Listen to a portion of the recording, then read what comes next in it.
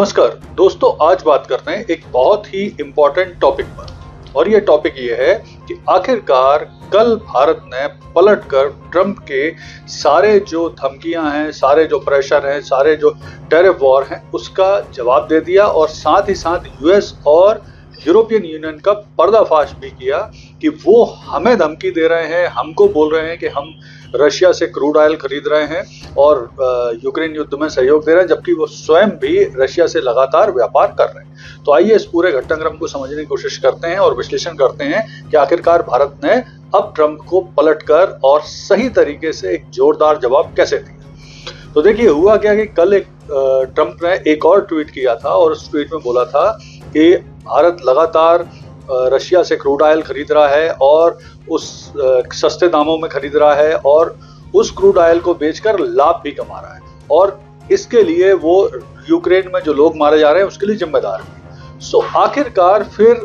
कल रात में जो मिनिस्ट्री ऑफ एक्सटर्नल अफेयर है, यानी हमारा जो विदेश मंत्रालय है, उन्होंने ट्रंप को पलटकर एक बहुत ही करारा जवाब दिया और यूरोपियन यूनियन और अमेरिका की जो दोहरी नीतियां हैं उसका पर्दाफाश किया और उनको आईना दिखाया।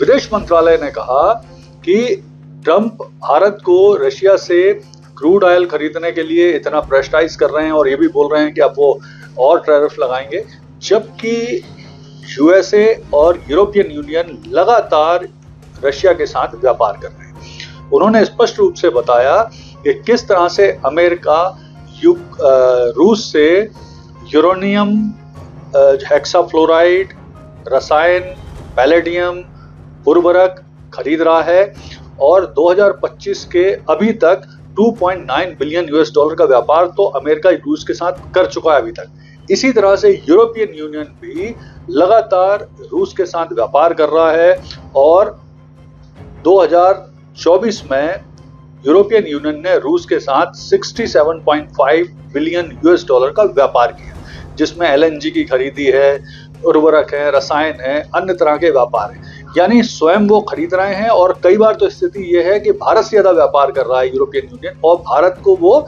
प्रेशर में डालने की कोशिश कर रहे हैं। सो इसी बात को लेकर भारतीय विदेश मंत्रालय ने उनको स्पष्ट तौर से आईना दिखाया और उनको बताया। देखिए, आने वाले समय में अगर हम बात करें तो एस जयशंकर जी ने अभी जो बिम्स्टेक सम्मेलन चल रहा है उसमें बोला कि कोई भी वैश्विक व्यवस्था में किसी भी व्यक्ति या देश की अपना दबदबा या दादागिरी नहीं चल सकती।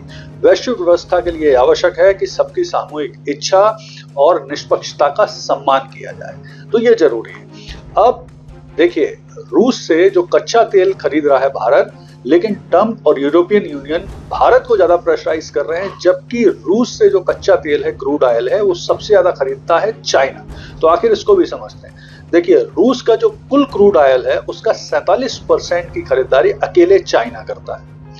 रूस के कुल क्रूड ऑयल की 38% खरीदारी भारत करता है, यूरोपियन यूनियन 6% करता है, तुर्की 6% करता है, जबकि यूरोपियन यूनियन और ट्रंप प्रेशराइज किसको करते हैं? भारत को। तो ये भी बड़ी विचित्र बात है कि वो चाइना को क्यों नहीं बोलते।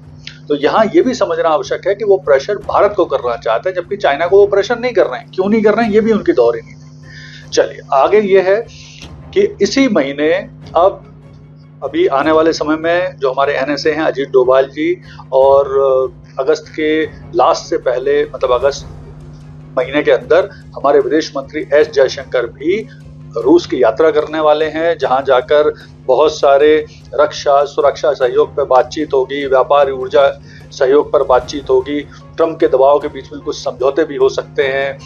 तो ये सब चीजें जो हैं ये भविष्य में हो सकती हैं। हाँ, इसी बीच में कुछ और चीजें भी शुरू हो गई हैं। चीन और जो पाकिस्तान का जो यूट्यूबर है, सोशल मीडिया है, उसने लगातार भारत और अमेरिका के रिलेशन खराब करने के लिए फेक न्यूज फैलाना शुरू कर दी है। बहुत सारे ऐसी न्यूज फैलाई जा रही हैं जिससे भारत और अमेरिका के संबंध और खराब, जो पहले से ही अब खराब होते जा रहे हैं, खराब होते दिख रहे हैं।